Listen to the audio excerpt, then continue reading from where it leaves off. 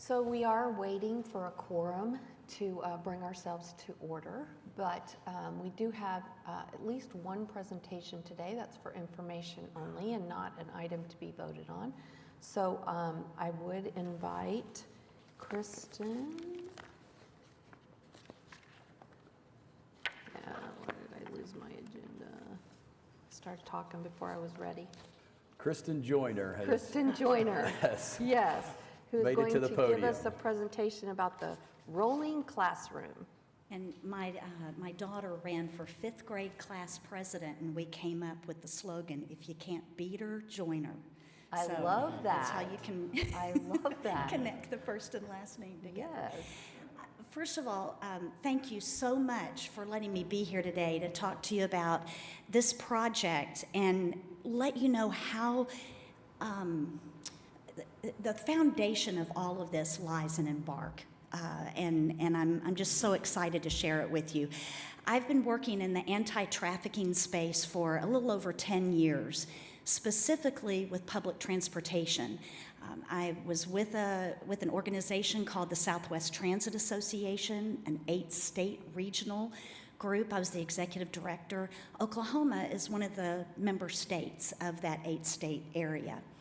And through a series of things, events over the last 10 years, I was able to take that organization and the message of not on my bus, not on my train, not on my community, and make it a nationwide slogan for anti-trafficking. Because there's a very clear intersection between human trafficking and public transportation.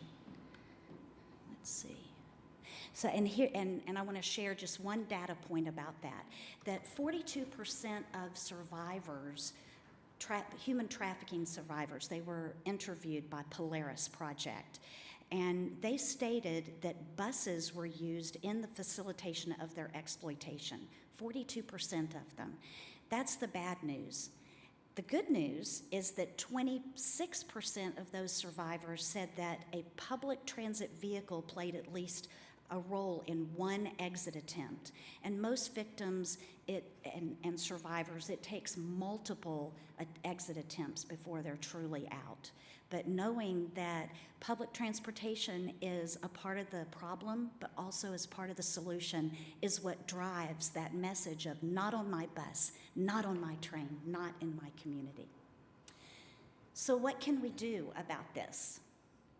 Well, we applied for a grant, and this was and I'll show you the project partners here in just a moment, but there was a grant that the Federal Transit Administration had called Innovations in Transit Public Safety. We applied for that grant. We received $350,000, a little over that amount, and our match that we were able to get together, we only had to come up with 20%. But our partners were so excited about this, we were able to present a local match of $132,000. We had two main goals. The first was crime prevention and human trafficking awareness. We would create a rolling classroom that would go out and teach across all of Oklahoma on crime prevention, teach about human trafficking awareness. The second goal of this vehicle is public safety and employee development. So the Rock Bus is also set up that a transit operator who needs the physical training on how to properly secure a wheelchair, that we can go into any community in the state and we can provide that hands-on training, and the person, the bus driver, Jackie, he is certified to provide that training and then certify that those bus operators are doing their job correctly. So those are the two goals of this bus. The grant team that we put together was the Federal Transit Administration, Oklahoma Transit Association, my company is KJ Backpack, and then the organization that is taking in the money is Pelivan Transit. They're over in Northeast Oklahoma. They are a part of a 7-county consortium, and they provide rural transportation in Oklahoma. We also had major private industry partners, Creative Bus, Altro, Transfloor, Qstraint, Gillig, CWI Digital Systems, and then Signature provided the wrap on the outside of the bus. So all of these organizations, they provided either a product or they provided money. We also got together with statewide community partners. You can't do a project like this and think you know it all and present everything yourself. So we had representatives from the Oklahoma Attorney General's office, Representative Daniel Pay out of District 62. He came to every single meeting that we had. He was a real champion for this.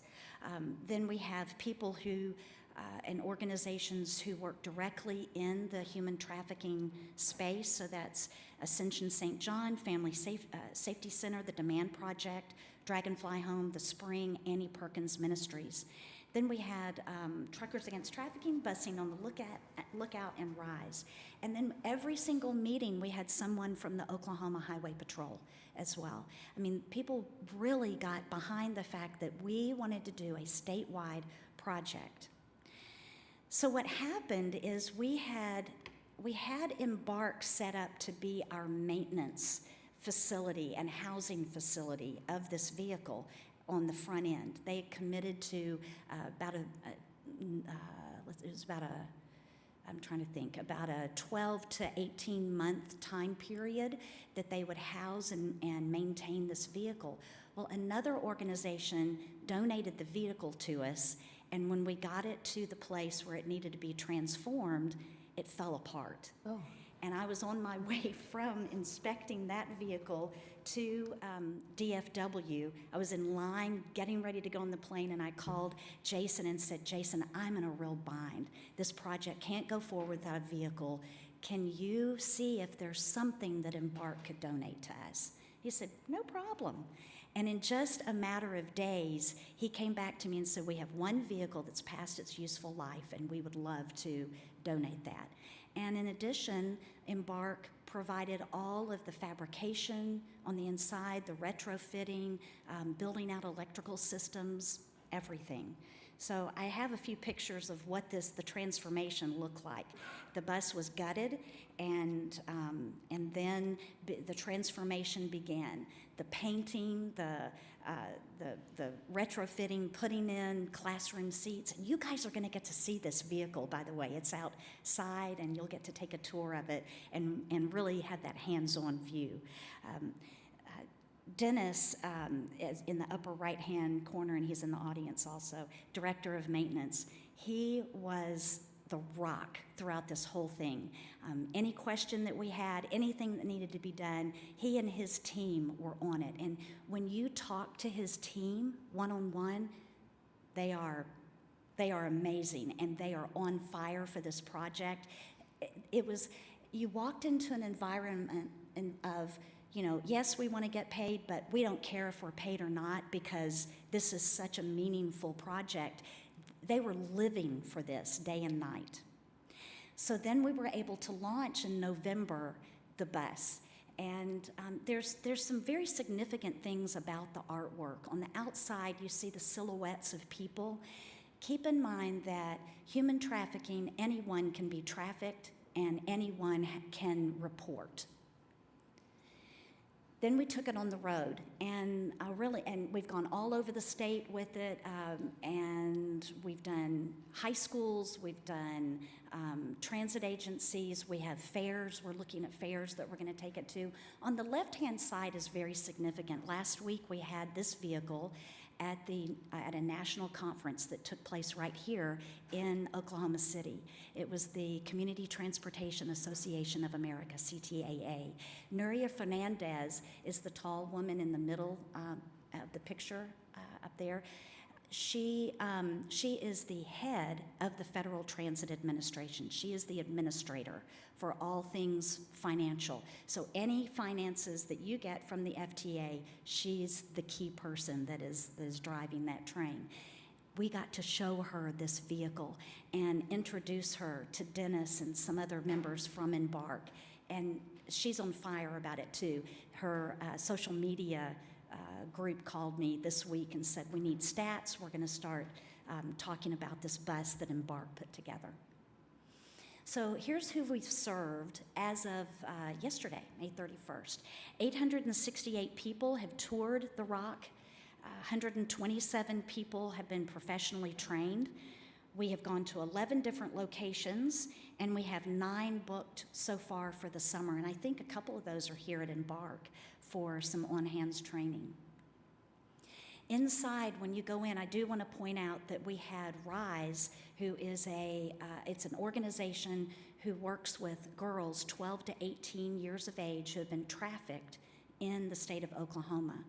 They had a project that they put together where the girls could use art to express themselves and their experience through being trafficked. The art was given to us for the bus, so you will see that art when you go on your tour. Another piece of this project, we've partnered with other organizations. So CTAA was responsible for putting together this Breaking the Cycle of Indigenous Trafficking in Transit. Native Americans are trafficked at a higher rate than any other population in the United States.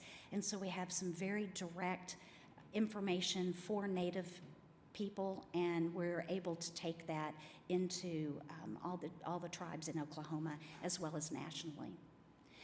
So I will not leave here without telling you how to report and letting you know that you received a card at your desk. And this is a card that you can keep in your wallet. It's the indicators of human trafficking, questions to ask. It also just talks about a warning: never approach directly anyone, but definitely report to the hotline, 888-3737-888. And remember, our mantra is not on my bus, not on my train, not in my community. And if you need more information, I've provided that for you. So thank you very much. And thank you for supporting this. I mean, it's a project that Nuria Fernandez said, we need to replicate this throughout the nation. And I think, and she also said, I want that bus, and she started listing all these different states, and I said, well, that's outside of Oklahoma. She said, we'll figure it out. We'll figure it out. I want people to see this. But if Jason and this board had not agreed to giving us the vehicle, we wouldn't be where we are right now. So thank you very much. Thank you, Kristen, for that. Thank you for that presentation. I know that our employees are very committed to this effort. I know 2 of our employees were recognized at the CTAA meeting last week, 2 weeks ago, I can't remember now, and that was for something that they had done more than a year ago. So it's really exciting to be a partner in this effort, and certainly the awareness that it brings to the use of public transit in trafficking is stark. I'm actually the chair of the CTAA board, and it was such an honor to meet the driver and manager that were responsible for saving a life. And the driver, as I talked to him, he cried. It's still very emotional. An honor for me too, and I spoke to him in the same reaction. Yes, it's very emotional. Yeah. Thank you. Thank you. Well, we still do not have a quorum.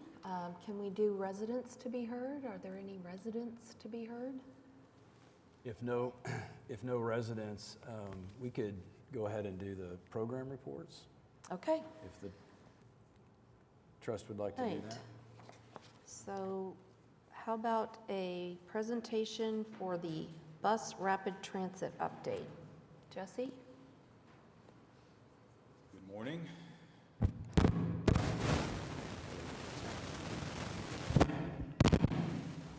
Perfect. It's Very okay. good. Happened to me a pronounce few weeks yourself. ago too, Jesse. Perfect height. Everything's great. All right. Good morning. Hope everyone's having a great day. Sun's shining, blue skies, beautiful day. So where are we with the Rapid, right? So it was about this time last year, June 28th, we had our groundbreaking at 23rd and Classen. And here we are almost a year later. Construction is ongoing. So let's talk about our buses first. So buses 2221. Hey, Jesse, do you want to try that microphone? Is it still? Yeah, it's okay. I think I actually broke it too, so a few weeks ago. Hello, hello. Can you hear me? Is it fine? Yeah? Okay. All right, so now I can't see the screen. All right, perfect. All right, so buses 2221 and 2222 are in production at New Flyer. I did want to point out that on May 5th, our 2 buses were pulled out of production because we had some supply chain issues. Pretty important items, the engine, windows, and seats were slightly delayed. However, it has went back into line production on May 25th, so we're getting back on schedule. So that our schedule did slip slightly by about 2.5 weeks. So instead of June 28th, we're expecting those 2 buses the second week of July. This is a couple of pictures of those buses pulled out of the line production and sitting in the parking lot there. All right, so we'll talk about the construction of the alignment, our BRT alignment. So bike lanes, if you haven't noticed, are on Classen being installed. So this project is installing the bike lanes from Northwest 10th to Northwest 16th. There is a public works project that's installing bike lanes from Main Street to Northwest 10th Street. So we're kind of that connection point. And then from our bike lanes, you can take the bike lanes on Western from Northwest 16th and Western North. And so really our project is making that connection point between the public works projects. So this is a photo of the bike lanes going behind the BRT platform there at Northwest 13th and Classen. And this is a photo of our bike lanes installed going southbound at Northwest 16th and Classen. So a couple of things to point out here. So we've got the green paint for the bike lanes. We've got the buffer zone for the bike lanes. The thing that's not installed yet are the delineator posts, and those will be installed in the coming weeks. Construction is ongoing for the alignment. So at Broadway and Main, we're wrapping up a water line work. We got a few little concrete items, sidewalk and ADA ramps, lighting installation and cleanup. So we anticipate this area being finalized and complete as far as the flat work, concrete work, construction next week. So I got a couple of photos there. This is the corner of Broadway and Main. Again, you'll notice just a little bit of concrete work to complete and wrap up. Robinson and Park. So again, we were delayed slightly for some movie shooting that was going on there, but we've started work again. So water line installation, some demo, electrical rough-in, a lot of concrete work, and then we're anticipating this being wrapped up the 16th of June. And a couple of photos of that work going on. And one thing to note here, if you look at the kind of left side of the screen, that's our streetcar stop. And then our BRT stop is directly across the street. Again, thinking about those interlining between the streetcar and BRT and our rapid system. So happy to have those 2 couplets there. Work at Northwest 31st and Classen is ongoing. A lot of water line work and concrete to perform. By the end of this month, we'll have all of the work at Northwest 31st and Classen complete. This is a couple of photos of that work ongoing. And then this is the outbound. All right, so Northwest Expressway and Blackwelder. So the south side or the inbound stop is complete. The flat work is complete.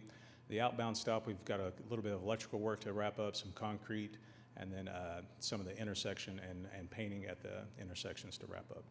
And then some irrigation repairs. We anticipate this stop being completed in the next 2 weeks. This is that work being completed. All right, Northwest 56th in Portland is essentially complete, just a little bit of cleanup work, and then we'll be able to remove the barricades next week. This is a photo of that work being completed. We've got a nice retaining wall there. Giving Corey a run for his money with all my concrete photos here. All right, so we are starting to install our amenities. Some of the amenities include our shelters, bike racks, pylons, ticket vending machines, and additional lighting. So this is one of the stops going in, or the shelters going in at Classen and Northwest 42nd. And you'll notice that we also have the, we've talked about that mid-block crossing, right? And so this is at that mid-block crossing. You'll notice that the mast arms are installed. The pole holding the mast arm, you can see that in the photo. All right, so let's talk a little bit about work progression. So whenever we wrap up this project, you're going to see a ton of green boxes. But just to kind of give you an idea of where we are, so we've got our 4 stops at Northwest 31st and Classen and at Northwest Expressway and Blackwelder. Those are part of the change order for an amendment 4 that I'll be talking about later. Two important notes here, Class and Northwest 23rd, right? So those are those two that we've been working with the commissioners. Our commissioners have assigned a cost to those. Public Works has started the process of issuing a check. Once that check is deposited in escrow, we'll be able to start work there. So could not ask for better timing, right? So we're essentially getting all of our stops wrapped up just in time for them to be able to start work at Northwest 23rd and Classen. So as far as, again, we're a year in as far as completion of work. We're about 58% total completion of work. For the FTA funded projects, we're right around 48%. For the local match projects, 54%, and for the waterline betterments, 38%. And that is the June update. I'd be happy to take any questions. Sorry for breaking the microphone.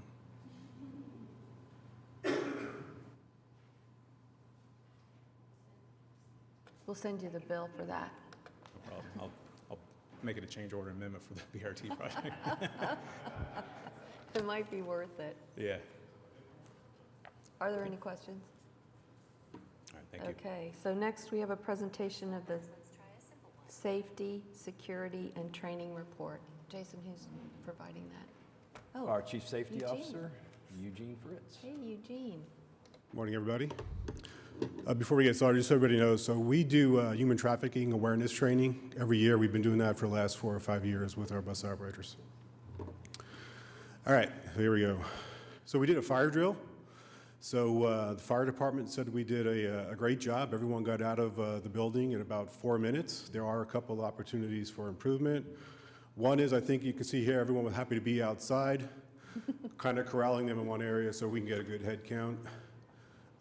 One opportunity for improvement, a suggestion that we had was if we could have a food truck outside if we know we're going to have these. All right, de-escalation training. So last time I talked about we did a train the trainer. So we actually did the training. So this was the first time we actually used bus operators to do the quarterly training, and it was really well received.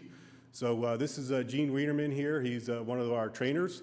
So one of the techniques in the de-escalation training is called the Q-tip, quit taking it personally. And Gene went out of his way here and made these giant Q-tips to emphasize the point. A big part of the training was role-playing. So we actually had volunteers, and they actually broke up into groups. So we had a chair in front of the room. One person is the bus operator. The other people are the passengers on the bus, and they actually got to practice what we were teaching them. It was a great opportunity for the passengers, who are the bus operators, to give it to the other operators who, what they all go through on a daily basis. And then there was, some lectures throughout the training. These are just some of the topics that we covered: interpersonal communication, nonverbal communication, the art of listening, and then role-playing was a big part of the training. Tabletop. We did a tabletop exercise. So there was a city in Oklahoma that canceled with TSA. So TSA called us up, said, "Hey, can you help us out?" So I called Captain George, said, "Hey, we have an opportunity for a tabletop." So she came through. So the inner chairs, the inner tables, the U there, those are what's called the players. So you got streetcar operators, streetcar managers in there. We had our security guards, we had bus operators, police, fire, and EMSA were all in there. Jesse was in there. So those are the players. And then the outer tables, those are what's called the observers or the monitors. So TSA runs these scenarios by you and tests out how you would do in the scenario. So they're talking with the players. The monitors are there to make sure, or just observing to see if their answers are correct or not. These are all the people that were there. TSA actually brought in about 4 people that were from out of town that came in from DC to put this together for us. BR training updates. So as of tomorrow, we will have 106 operators trained in the BRT familiarization training. Full training will start once the bids are selected. And then simulated revenue service will be 30 days prior to our launch date. BRT testing, so as the BRT starts to get completed, we'll be doing testing, so certified element list, we're going to start with that. That would be like when the platforms are done, we're testing the platforms, make sure they're built to spec. Systems integrated testing is making sure everything works together with all the other parts. And then simulated revenue service, it's kind of like testing and training at the same time, and that, again, will be 30 days before our launch date. So full-scale exercise, we have one coming up. So tabletop is done in a classroom. A full-scale exercise is out in the field. So the participating departments is going to be Police Department, Fire Department, EMSA, Public Works, and Herzog, along with Embark. So this is a moulage that you can see. The moulage is makeup that looks like an injury. These are the less gory ones. So there are some that are real gory. I mean, it looks real. EMSA has their own moulage team that they will put the makeup on. And I don't know if I can talk about this because we didn't have a meeting. So this was supposed to be approved in the meeting, but it didn't happen. The Mental Health Association. So you can just say it's proposed as an agenda Okay. item today. Yeah. So it is proposed, and so so they are in the process of hiring someone. So once they do that, we will have a kickoff meeting, and again, they'll be working at the transit center on buses and streetcars to working with local agencies. And that's my presentation. Any questions? Thanks, Eugene. You're welcome.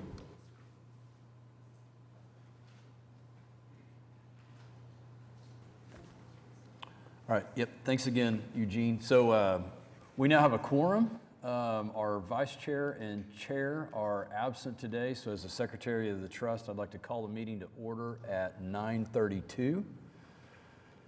I'd like to nominate Laura Johnson to serve as chair for this meeting. I do a roll call vote. Aye. All right, I will turn the meeting over to Chairperson Johnson. Thanks, I'm honored. So we have covered items from the chair, residents to be heard, and so now I would entertain a motion for the minutes of both the May 5th, 2023 COTPA board meeting. Do we vote on these separately, Heather?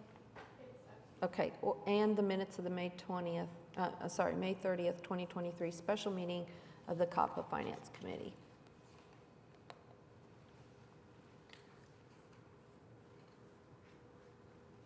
And that motion is approved. Next, we have the consent docket. There are many items on the consent docket. Are there any that any of the trustees or the general manager would like to call out for discussion? Jason, sorry. Would you mind, I think item F is a pretty big deal. Item F? Kind of describe what's going on there, please.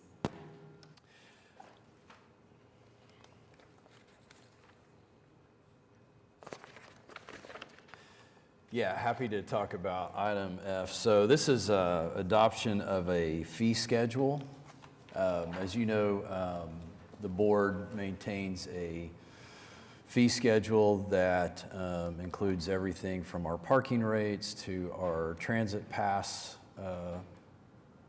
fares, Spokies, river cruises. The idea is we have a one schedule basically for all of the various fees that might be incurred with using the services. And one of the things that we've included in the past, of course, has been the Hall Pass program. And just as a quick reminder on the Hall Pass, you know, that started off as a pilot program with a particular school.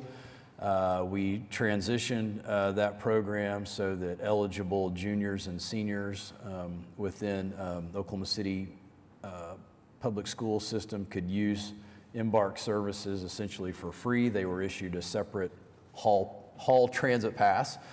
And one of the things that we really, tried to promote about the program was the hall pass was not intended just to allow students to get to and from school, but with a hall pass, they were able to access our entire system anytime we were in operation. So, it was promoted as a benefit, again, not only for school attendance or maybe having to get home from school after an after-school event, but really opened the youth up to our entire city if they wanted to take advantage of it. And so we've had some discussions in previous finance committee meetings and transportation committee meetings about expanding that hall pass program, basically allowing, discussions were like, well, let's expand that to all high school students. And as we thought about that and discussed it among staff, we also realized that, the school day or school schedule, if you will,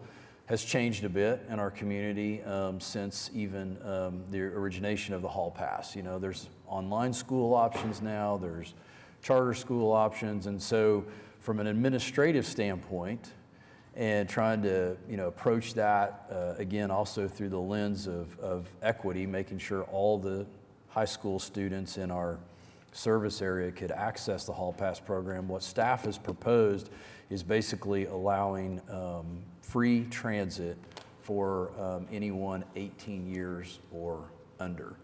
And then again, it makes it real easy to use our system. There's not going to be a special hall pass that has to be issued, and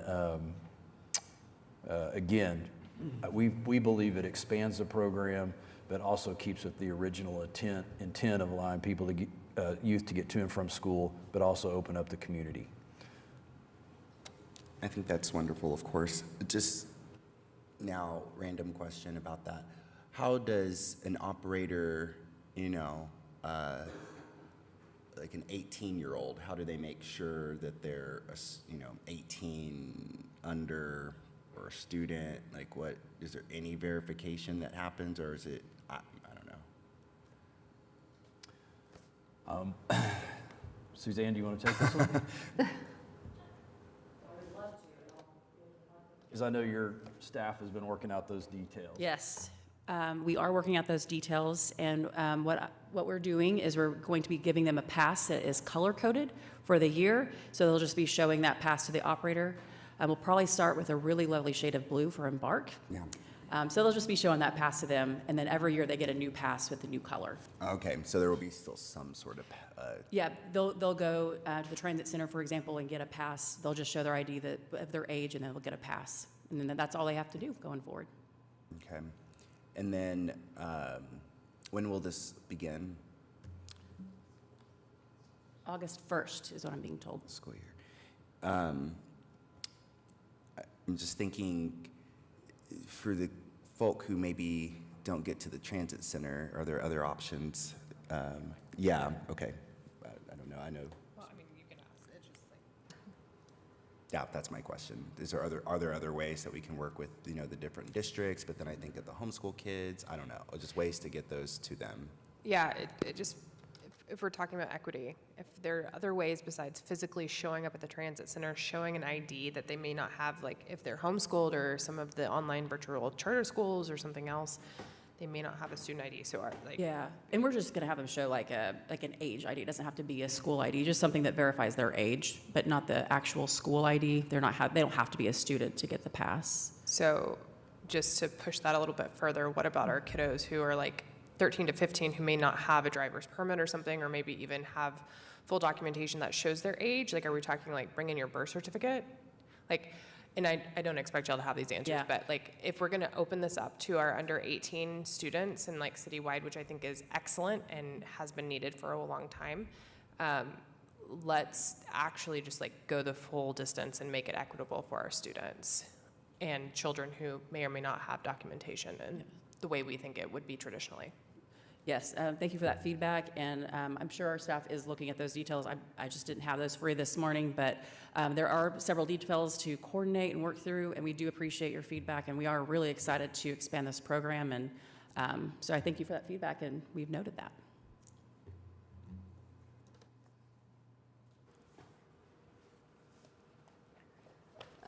I do think it's important to note that the balance of that item is that there will be no change in transit fares, and that the transit fare that is for the bus system will also apply to the BRT.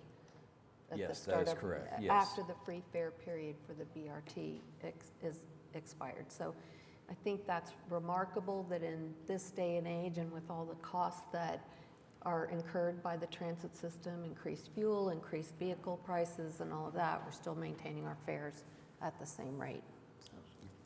Yeah, thank you. So if there are no other items for discussion, I would entertain a motion on the consent docket.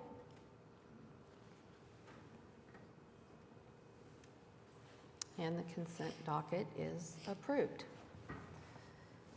All right, items for individual consideration. Our first item is the amended and restated professional services agreement with Herzog Transit Services for the operation and maintenance of the Oklahoma City streetcar system. Estimated annual cost, $4,500,000, beginning July 1st, 2023 through June 30th, 2028. And I am aware that Scott Perry, the president of Herzog Transit, is with us today and would like to say a few words.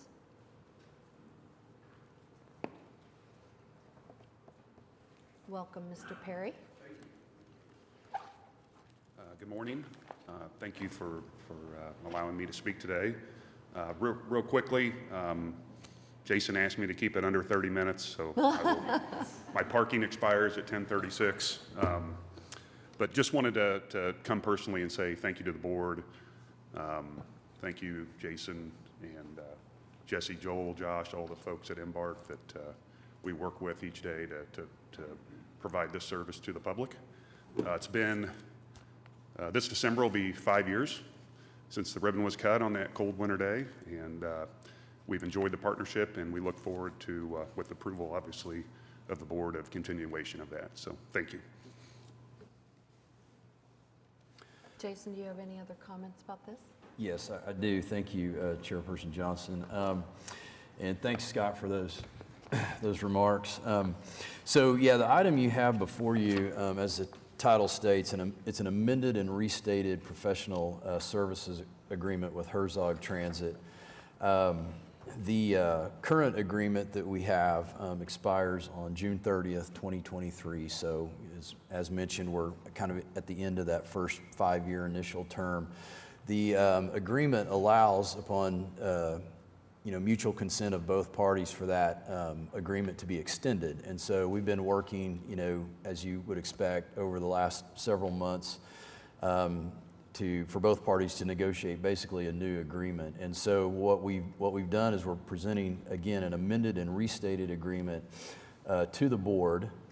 And some of the changes, if you will, that we made during the restatement of the agreement was, one is we cleaned up some language that was really related to startup. So if you remember, Herzog, through our initial agreement, their partnership, they played an intricate role in us starting up that streetcar service. Obviously, the service is up and running, so a lot of that language was no longer applicable, so we cleaned that up.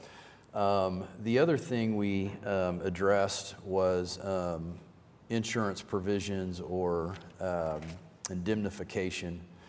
And again, with the help of the Municipal Counselor's Office, we made some changes there with the way the insurance was structured. And then we also looked at extending the term. So you'll notice the term now goes through June 30th of 2028. And there was an increase in the base rate. And not surprising, I mean, that increase was based primarily on pay plan adjustments for the staff that support the operations of the streetcar, not unlike what we've seen with other employee groups that are either associated with or work directly for the city. So that's a summary of the changes, and again, with approval of this item. Herzog will continue to be our partner in operating the OKC streetcar. Thanks, Jason. Are there any questions from the trustees? If not, I will entertain a motion. Item is moved and seconded. Please cast your vote. And the item is approved. Moving on to item B, sole source professional services agreement with B&C Transit Company for software, hardware, and ongoing system support with the streetcar's supervisory control and data acquisition system. Estimated cost $100,000, June 2nd, 2023 through June 1st, 2024. Yes, this item here is one that the trust has not seen before. This will be our first professional services agreement with BNC. BNC is basically the manufacturer or vendor of the SCADA system that we use for Oklahoma City streetcar operations. I know the trust is somewhat familiar with SCADA systems. We benefit from a SCADA system on the Oklahoma River that Public Works manages. This one, of course, we're much more involved in because it's tied to the Oklahoma City streetcar.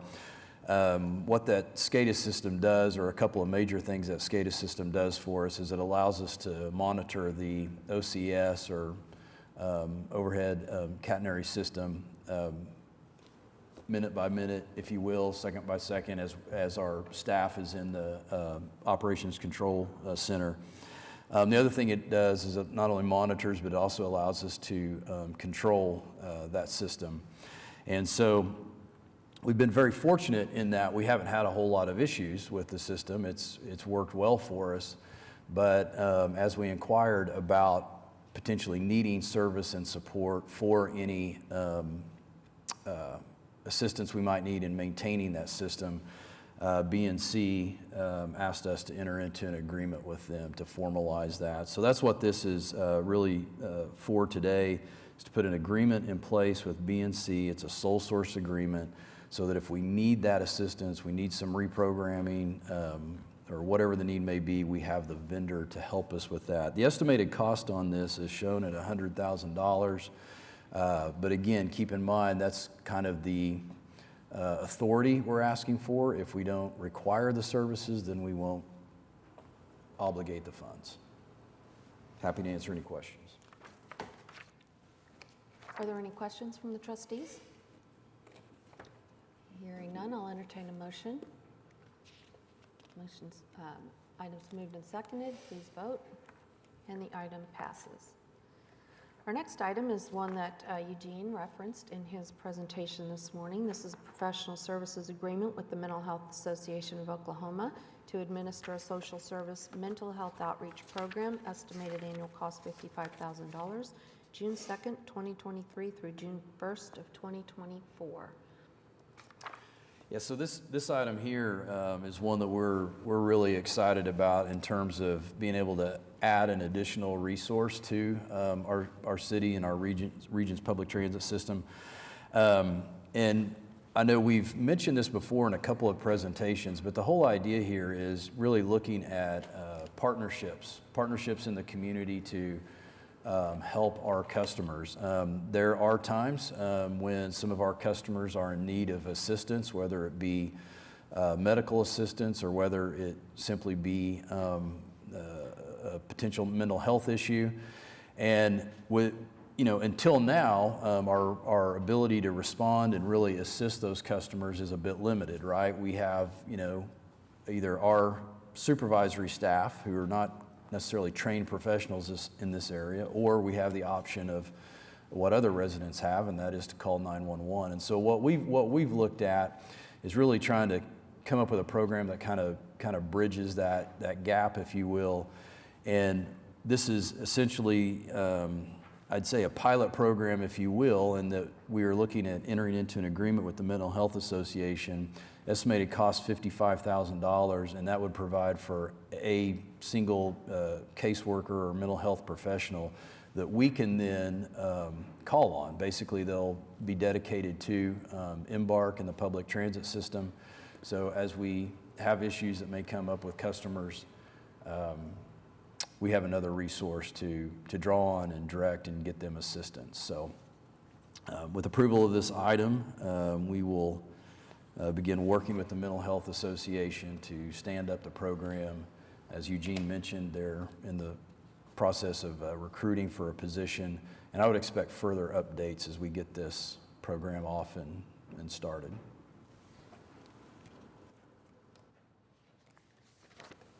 Do any of the trustees have any questions? Not so much questions, but just a note. The 21CP recommendations you're very familiar with, Jason? Yep. Not that the rest of you aren't, it's just he's working closely with Andrea in those implementation. I think, I can't remember the name we settled on for the mental health board that's going to help kind of oversee some of the. Yeah, so that would be the Crisis Intervention Advisory Group, yes. I think it's probably worth, if y'all haven't already thought about this, having that group talk to us about this, because what I'm learning, and I just love this. I think this is wonderful. It's very forward-thinking. We know this is a national conversation, so I think for us to get in the forefront like this is just, it's truly forward-thinking. And I'm a big advocate for it, as everyone knows. What I'm learning is that the case managers tend to be, we don't pay them a lot. Like the market doesn't pay them a lot, and there's not a lot of them. And so just similarly to mental health counselors and nurses, we have a shortage. And I didn't know about that case management shortage. I just wanted to bring that to our attention here. And so maybe it's something that board can kind of help us think through as we roll this out. And just, I don't know.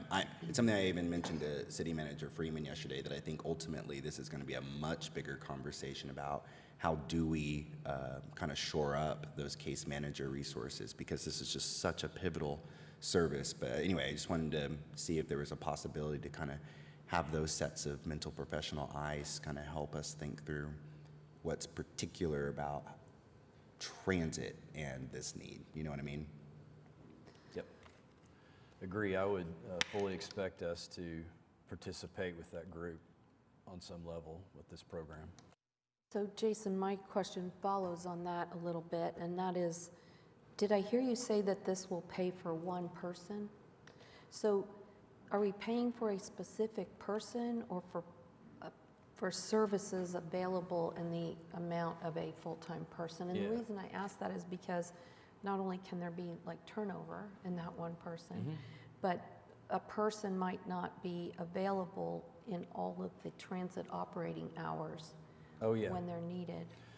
No, we acknowledge that. I mean, again, and as a pilot program, this is going to be limited staffing, a dedicated position to Embark. But you're right. We will not have this resource available during all hours of operation. However, that would be the idea, is to start with one. We'll collect our data points. We'll try to evaluate the success of the program, inform the trustees, and have some discussions if needed about expanding it. Are there any other questions or comments from the trustees regarding this item? If not, I would entertain a motion. It's been moved and seconded, and the item is approved. Our next item is our City of Norman Service, Interlocal Service Agreement with the City of Norman for the provision of transportation services, vehicle cleaning, washing, and fueling services by Embark for fixed route and paratransit bus services. Estimated cost of service, $3,746,639.97. My goodness, we got specific on that. Administration fee of $374,664, and risk assumption fee of $200,000, all to be paid by Norman effective July 1, 2023 to June 30, 2024. Yeah, so this is an agreement that the board is pretty familiar with by now. This is our annual agreement with the city of Norman for the transit services and other services that are described. I guess just as a reminder for the trustees, this is what we would consider to be like a full cost reimbursement arrangement. So we essentially bill Norman, if you will, for the actual services that are incurred for providing the service, primarily labor costs. And then, as mentioned, we also have a general administrative overhead fee just to account for, well, really what's described there, just the general overhead of administering the organization and the staff. And the $200,000 risk assumption fee is something new to the agreement this year, and that is essentially a charge that the city of Norman will fund for a claims reserve. And I know that several of the trustees have been briefed on that. Are there any questions or comments by the trustees? If not, I will entertain a motion. It's been moved and seconded. If everyone will vote, and the item is approved. Next item, item E, amendment number 4 and change order number 4 on projects MC 0619, MS 0123, and WC 1029 Northwest Bus Rapid Transit, Transit Center downtown at North Broadway Avenue and West Main Street, providing service north on North Classen Boulevard to Northwest Expressway and Meridian Avenue. Cost increase of $1,549,322.84. I'd like to call Jesse Rush to the podium to make remarks. I think you said it all. I did, didn't I? I read well. Yep. So this is our change order amendment number 4 that we've been talking about for the past couple of months. So a couple of big ticket items. The main takeaways for this change order amendment number 4 are the addition of the station couplets at North Classen and Northwest 31st, right? So this is adding those stops back to the alignment. And also the other big ticket item is the enlargement of our stops at Northwest Expressway and Blackwater, right? So these are going to be our high capacity stops, the larger stations, the larger shelters. And the main reason for this is, as we're bringing the BRT online, we're also realigning some of our existing bus routes. And this will be one of those areas at Northwest Expressway and Blackwater where we have that interlining between our existing bus route and our BRT bus route. So with those two those two items, each of those being an add of a total of $370,000 each. With that, there's also added additional railing, and the shelters got larger. There's also additional adds for some additional cabinets within those platforms.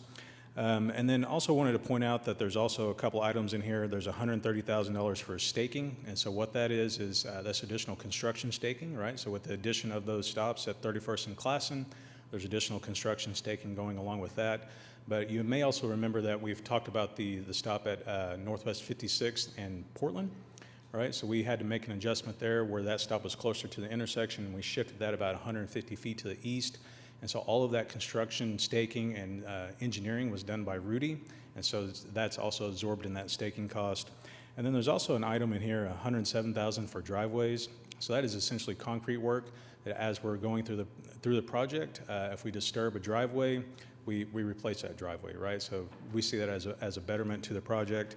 And then also kind of this change order amendment amends quantities, right? So we do our best guess engineering-wise as we're bringing the project to light, but as we're going through the process, our construction inspector, Jason Arcos, he verifies those quantities with those load tickets, and then we make changes as we go. So the total for this project, change order amendment is $1.5 million, so pretty substantial change order amendment. This gets us to a little over 10% in our amendments and about 8.1% on our change order limit. Again, our change order limit is 10%, so we're creeping close to that 10%. Let's see, and so our total change order amendments for 1 through 4 is $3.2 million, bringing our total contract amount to $16.4 million. Be happy to answer any questions. Are there questions from the trustees, comments? You're smiling as if you wish to speak, sir. I just want to say thank you to Jesse and the staff for, we had a pickle on Klassen, not the food, but a metaphor, and we couldn't figure out what a station between 23rd and 36th was going to be, and I knew from residents it was important there be one between there. And so I just really applaud you all for figuring out how to get that 31st station, and seeing it under construction right now is just a truly wonderful thing to see, and I just really appreciate again, forward thinking. We were looking at this months and months and months ago once we realized we had that issue arise. So I just really want to applaud you all for making that work for us. Thank you. Well, and also moving through the condemnation process, which can be cumbersome and time-consuming. So, yes, to And, Jesse and Public Works staff and the whole team, really. Yeah, that's what I was going to say. If I could say, if we're saying thank yous, I'd also like to say thank you to Jared Bills with Rudy, Christy Wall, and Ryan Concho with Public Works, and of course, Christian Torkelson, our project manager in Embark, for putting all this together. It's taken a couple of months, a lot of hard work and numbers. Thank you. And moved faster than any condemnation I've ever witnessed, so that's really excellent. So it didn't slow our project down. Yeah. Okay, it's been moved and seconded, and the item is approved. Next item is F, Amendment Number 3 for Project MC0681, revised to Regatta Park Improvements, Zone G, Boathouse District, cost decrease, ooh, like that, of $30,708, accepting the project and placing maintenance bond into effect. Do any of the trustees have any comments or questions? Jason, do you have anything? No? This is just simply a final acceptance. Waiting for a motion. Okay, it's been moved and seconded, and the item is approved. Next item is item G, Amendment Number 1 to contract for engineering services with Team Design, Project MC0672, First Americans Museum Riverboat Landing, fee increase of $589,890, and I'd like to call Corey Hubert to the podium for remarks. Good morning. I don't think I've ever been at this podium before. It's a little disorienting. Amendment 1 was a part of the overall thought of the First American Museum landing. It is an increase with Team Design, just under $590,000. This will, they will assist us with the preparation of the prelim report, final plans, specifications, the bidding, the construction, and then finally as-built for the landing right next to the Akana project. If there's any questions, gladly answer them. Thanks, Corey. Do any of the trustees have any questions, comments? Hearing none, we'll have a motion. Moved and seconded, and the item is approved. Our next item is H, Amendment Number 1 and Renewal Number 3 of Professional Services Agreement with Alpha View, upgrading services for market research and data mining services, estimated annual cost of $160,000, July 1, 2023 through June 30, 2024. Okay, so have some brief comments on this. As the trust knows, we've had an agreement with Alpha View now for a few years.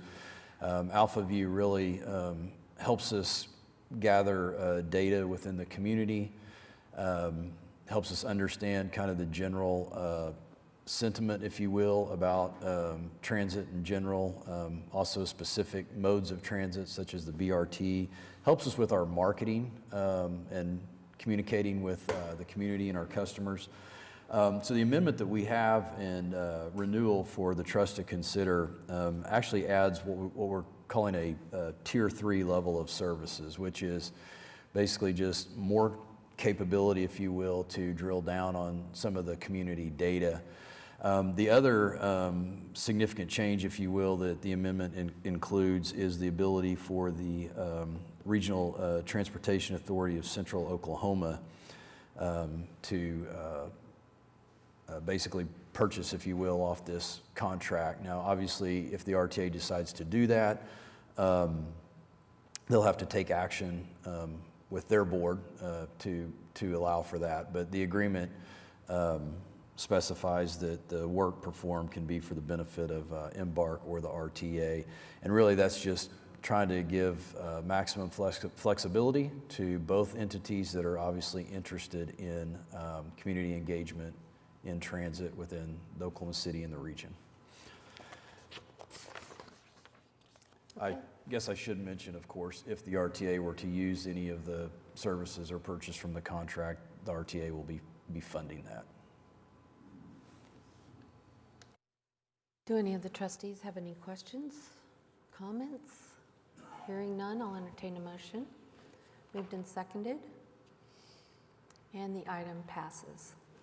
Our next item is item I, resolution adopting the Central Oklahoma Transportation and Parking Authority fiscal year 2024 budget and directing the administrator to implement the budget.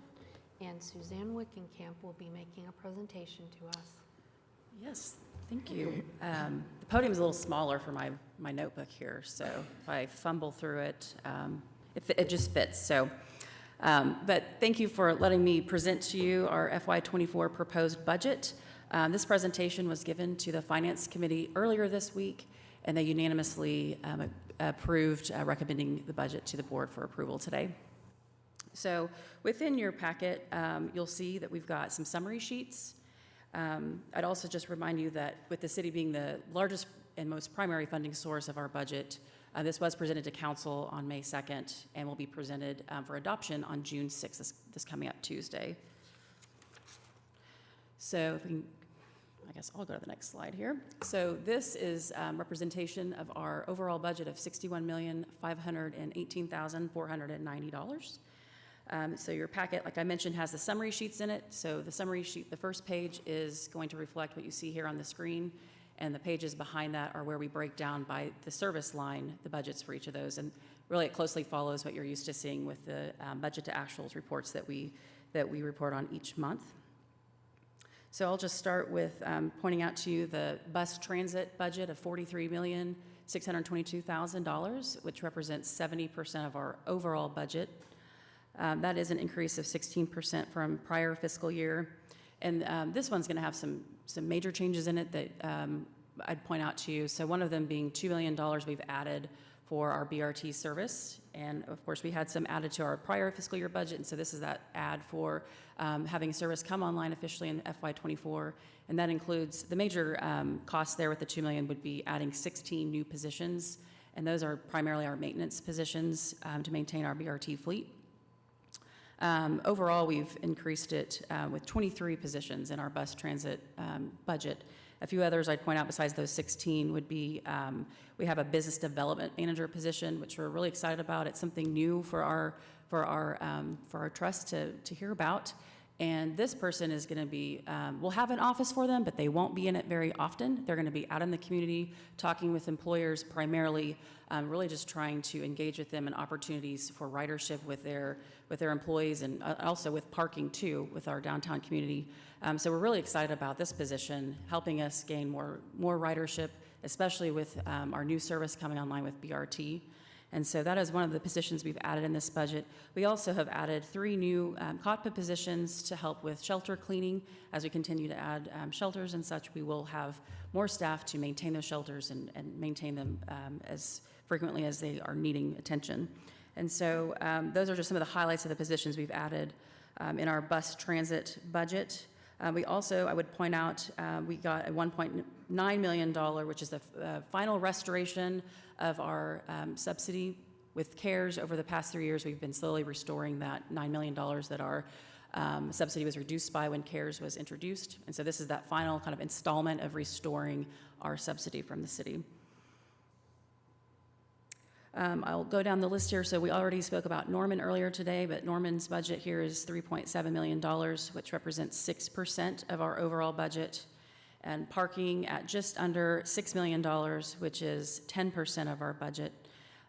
Streetcar is $7 million, 11% of our budget. And of course, we heard earlier this morning, we did have an increase in our contract price. So we do, this does reflect a $500,000 increase to cover the cost of the contract increasing for wages primarily, but there's also some increase for covering parts as we continue to have to maintain our streetcars. We've got ferry here at $930,000, which is 2% of our budget, and Spokie's bike shared just under $200,000 and less than 1% of our total budget. So that is my presentation on the FY24 budget. If there's any questions, I'm happy to answer those. There are no questions or comments by the trustees. I would entertain a motion. And it's moved and seconded. And the budget passes. Congratulations. Thank you. The next item on our agenda is a resolution adopting the Central Oklahoma Transportation and Parking Authority 5-year capital improvement plan updated for fiscal years 24 through 28. Suzanne, it's back to you. Thank you. So mentioned earlier, the Finance Committee met earlier this week and again unanimously voted to approve presenting this CIP to the trust for approval today. No changes have been made to that CIP since they saw it earlier this week. And just a reminder, this is our 5-year plan. We project what capital projects we're anticipating. These are kind of our major projects. It doesn't mean there might not be a few things here and there, but largely speaking, this is what we see over the next 5 years that we'll need to be funding. And so these are projects that get added. So we look at it every year. We bring it to the board for approval every year. For example, we may have to add a project to replace the microphone that was broken today. I just thought of that while I was sitting there. I thought I'd give an example. I don't think that's going to be capital expense. Probably not. And that's a good thing. That's a good thing. Unless I add my overhead. So in your packet, there's a worksheet that has our CIP summarized for you. And I would want to explain to you that breakdown before I go to this next slide here. So you're probably used to seeing our CIP worksheets, typically just kind of a high-level one-page document. It's now 2 pages, mainly just to kind of break down the information a little bit more clear for you. So we have 7 categories in our CIP. And within those 7 categories, we have 22 projects. And so as you'll see in your sheet, let me turn over here. As you'll see in your sheet, we've got these categories kind of highlighted for you with the total for that category. So you can kind of get an idea by category within the CIP how much we're projecting to spend on our capital projects. And then at the very bottom of page 2 of your CIP would show you the totals by funding source. And so that is information that we have recently added to our report so that you get an idea of what our funding sources are for our projects. We've also broken out COTPA Transit, which is our reserves for transit, and from COTPA Parking, so you can see more clearly which reserve would be paying for any of the items that specify reserves payments. So those are a few highlights on your handout that I'd want to point out to you. And then on the actual CIP, so I've mentioned there's 22 projects, and I'll just hit a few highlights, but all of that is in your packet. Within transit facilities, improvements, and maintenance, there's 4 projects within this category, and you'll see it's a pretty large number of $63 million. And I'd just point out, this is the largest CIP that we have brought to the trustees before, but really this line item is kind of why that number is so large. We have put in $55 million as sort of a good kind of rough order of magnitude for what we're anticipating for building new facilities for Embark headquarters. The land we've talked about before has been purchased on Southwest 20th and May, and so this is just kind of putting a placeholder in FY26 for a building. Of course, we don't know for sure. We don't show it as funded. It's an unfunded item. We're looking at some options for funding that, but we wanted to at least get it on our CIP so that it is a topic of conversation for us and it's in our radar. But if you take the $55 million out of that line, it does dramatically change our overall capital improvement plan total. So I just wanted to point that out to you, since that is such a large number. It does affect that total. So the last year's CIP, in light of this 116, was $64.7 million. So again, just kind of giving you that comparison. So if we were to take that $55 million out of our CIP, our total would actually be $61 million for this 5-year plan that you're looking at today. And so the large reason why it would be less than last year's, that last year included our Northwest BRT project and a most of the expenditures would be in FY '23, and so we're just kind of wrapping up that project in FY '24 in terms of the expenditures, and so that's why there is some reduction there. So in the fleet and equipment replacement line item, $24 million, that includes things like our 20-foot, or our 40-foot, excuse me, fixed route buses. We've actually got a replacement plan of 27 of our fleet of 50 over this 5-year period, and I'm happy to report that 26 of those 27 are already funded. We have full funding sources in place for those. We also have included 13 paratransit vans in our fleet replacement plan. About half of those are going to show funded, and we have some grants that we've submitted for, and so we anticipate we will be able to continue to get some grant funding and other sources for those paratransit vans. The other thing I'd point out to you is on River, we have $11 million slated there, and of course that's going to be our FAM landing primarily within that line item. But we also do maintenance on our landings, so we get some state of good repair funds every year from FTA, and so we're able to put that in our CIP to just indicate that we're going to be maintaining our landings. There's always something to do, concrete work. We like to talk about that a lot at our meetings, concrete work on our landings, just to keep them in a state of good repair. So those are reflected in the River line item there. Transit general, so that's just kind of a general category, and that's going to have our Northwest BRT, and it has some safety and security items in there as well. Again, safety and security, we're required per the FTA as part of our apportionment that our formula funds that we get every year, 1% has to go to security and 0.75% goes to safety.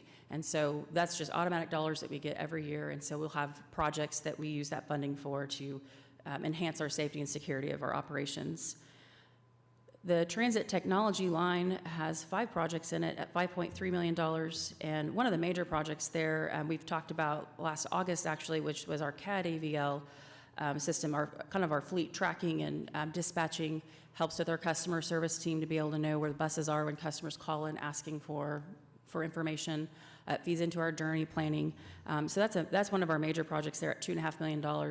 That is a funded project. And so it does really kind of enhance our overall service level and helping us get to that world-class service for our customers and being able to provide real-time information. Streetcar has 2 projects in it. It's mostly going to be for like parts replacements, battery replacements. So those are things we've talked about quite a bit. And so that's $3.3 million. And finally, our parking garage improvements and maintenance. There's really one line item that we keep in there, and that's just our general repairs and improvements on our parking garage system. So that brings us to $116 million for our CIP. And again, if you take the $55 million out and you're at the $61 million, 83% of that is funded. So I mentioned that the building is not funded, of course, but everything else within here, if you take that out, we're at 83% funded for our CIP. 40% of that are grants, and a very small margin of that is actually pulling from our reserves to fund our CIP. So it's really a good place to be, and so I wanted to point that out to you. Those are my final comments on our CIP. If you have any questions, I'd be happy to answer those for you. So the CIP was also considered and recommended for approval by the Finance Committee on, May 30th. whatever day this week we met, Tuesday. So I thought I'd add that too. Are there any other comments, questions on the CIP? I just want to, I know this probably goes without saying, but clarifying that as we approve this capital improvement plan, that any unfunded projects, we don't have any liability for unfunded projects until we actually find the funding. And Yes, that's correct. This is just a plan, so it's just to give an idea of what we're seeing and planning for, but it is definitely subject to change. It would have to be approved. So. And without taking up too much time, what are some of the ideas around the funding for the headquarters? Yes, so one of the options is that, of course, grant applications we've been looking for those and we'll continue to look for those. We also are looking at potentially the next proposition of general obligation bonds that perhaps this could be an item in those bonds. So. Okay. Thank you. Are there any other questions or comments regarding the CIP? All right, I'll entertain a motion.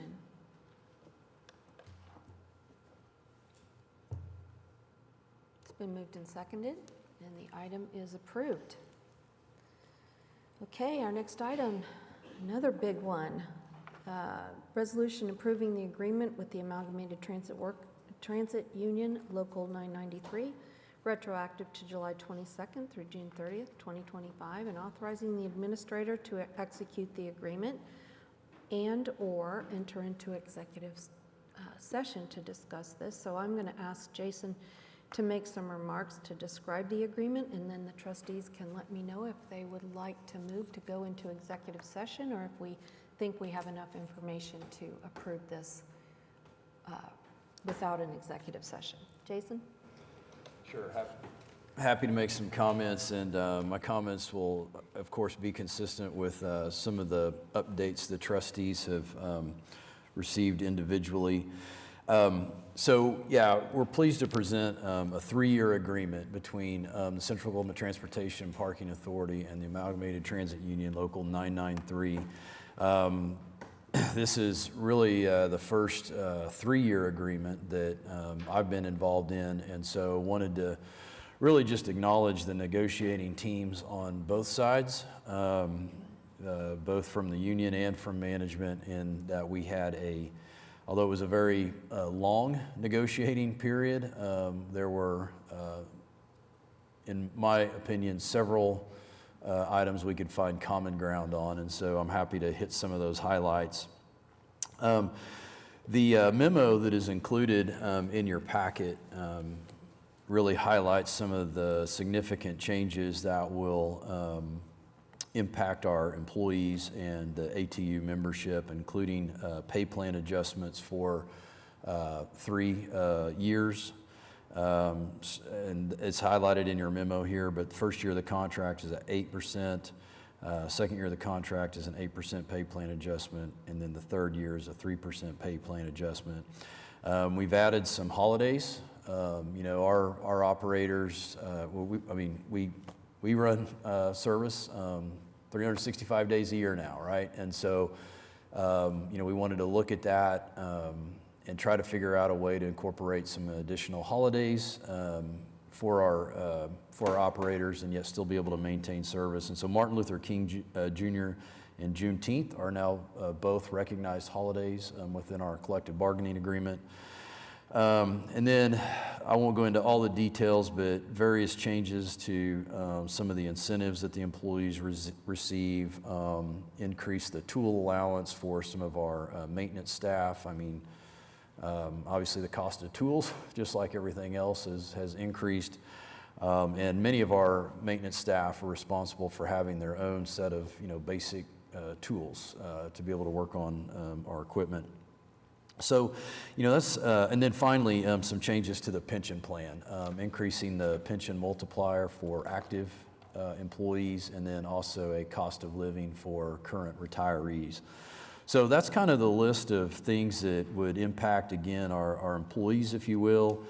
In terms of things that we believe as a management team also benefit the organization globally, is one of the things we worked on was making sure that we had some ability to design the BRT work assignments in a way that we thought would allow for the system to be as successful as possible, not only from the start of the service, but as we continue on through the service. And so we worked with the union to figure out how to really make those work assignments so that it worked for both the union and management. The other thing that we focused on was some revisions to our attendance policy, and also the way we manage our extra board. Extra board is a term you've heard within transit, but it's essentially backup workers, if you will, right? We have to provide service, so we often have extra bus operators show up on a daily basis to cover any work assignments that might be impacted from somebody calling in sick, having a family emergency, those kinds of things. And so the thing I wanted to focus on that is, again, just thinking of the collaboration that occurred during these negotiations. You know, before we even got into negotiations, we sat down with the ATU. We had some focus groups of employees to talk about attendance and to talk about the extra board. And so we took a lot of that information, if you will, that we learned in those focus groups before we even entered into negotiations. And I think that, just helped set a good, productive foundation, if you will. And so, again, recognizing the ATU for working with us even ahead of negotiations to really see how we could improve our contract for the benefit of our employees.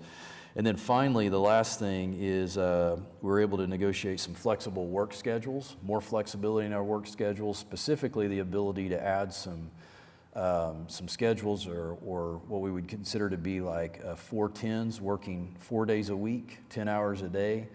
And we think that will not only, continue to support our initiative to create a great place to work, because employees have more flexibility with their work schedule, but we also are hoping that will assist us with recruiting and retention, being able to offer, 4-day a week or 4-day work week. So that's just kind of a summary. The estimated cost that we have for these contract changes is just over $1 million.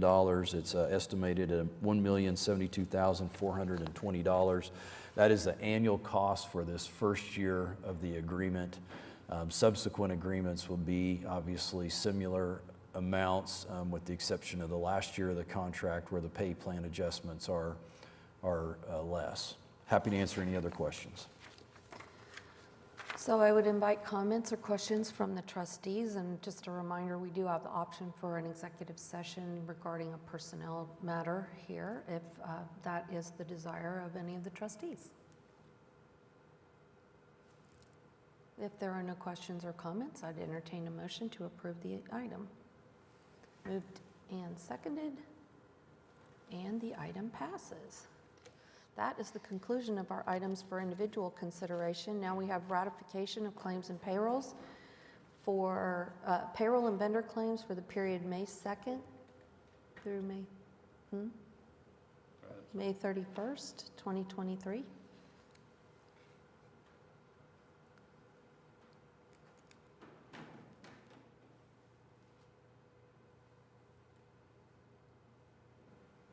Okay. Our voting box disappeared. All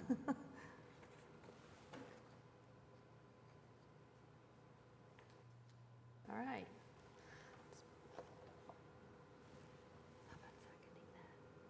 How about seconding that? Moved and seconded. Everyone vote. Thank you. Our claims and payrolls are approved. Next, we'll receive financial reports. Copy schedule of revenues and expenditures, budget to actuals for the month ended April 30th, 2023. Welcome again, Suzanne. Thank you again.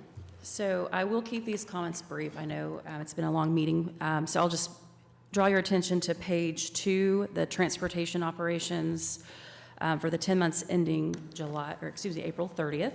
And there's a couple of items I wanted to point out to the trustees. Under the revenues header there, you'll see about 9 lines down, federal grants. We talk about this pretty much every month, but I just will draw your attention. If you go over to the right there under variance, shows a negative variance of $1.25 million. But if you do go 2 lines below that, you'll see, as a reminder, that we have been using earlier in the year our FTA CARES reimbursement and our American Rescue Plan reimbursements to lessen our draws from our formula funds and use those in place of that. And if you add those 2 lines together, you'll see that they basically balance out. And so we're right on track overall with our federal reimbursements for the year. So I just wanted to draw your attention to that. Our expenditures, if we could go down to that section there, you'll see personal services. It shows $404,000 as a positive variance, about 3% or about 2% under budget. But with the item that was just approved by the board with the ATU agreement, we anticipate about $1 million of cost. So that will hit the personal services line, which would cause us to exceed our budget in that line item, is what we're anticipating by the end of the year. However, if you go 2 rows down, payments to the city transportation fund, we have quite a bit of savings there, about 20% currently, and so we do not expect that we would exceed our overall budget, so we're not seeking a budget amendment, but I did want to just point that out to you, that in personal services, we are anticipating another $1 million coming through.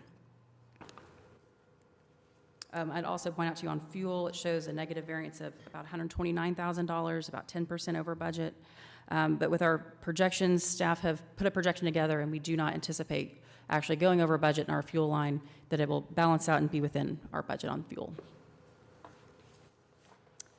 And page 4, unless we have any questions on transportation, I'll move us over to parking, page 4. And so on page 4, our revenues here, I would point out to you the monthly contracts line item, $2.4 million. So last month, I mentioned to you that we were anticipating an increase in our revenues because of the Arts Festival event and looking forward to what that might look like. With some timing issues with our contractor PCI, some of the revenues have not been actually recognized in the month of April, though received. It is just a kind of a recognition and recording of that revenue. So we anticipate those will be in our next month's report. So we typically we average about $263,000 of revenue in that line item, and this particular month it was just an increase of $100,000 from prior months. So I just wanted to point that out to you all. We do again expect that to be in next month's report. So those are my only comments. Like I said, just keeping it brief for you. But if you have questions on any of the other service lines, financials, I'm happy to address those.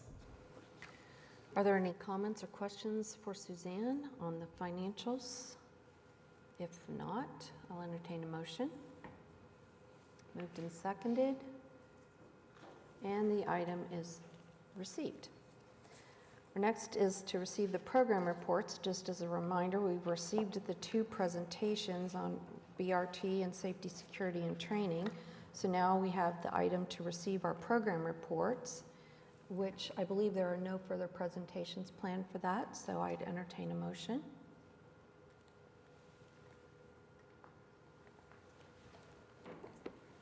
And that is approved. So now we have items from trustees. Are there any items from the trustees? No? None? All right. Then I'd bet good money we couldn't finish before 11, but here we are at 10:30. Good job, team. We are adjourned.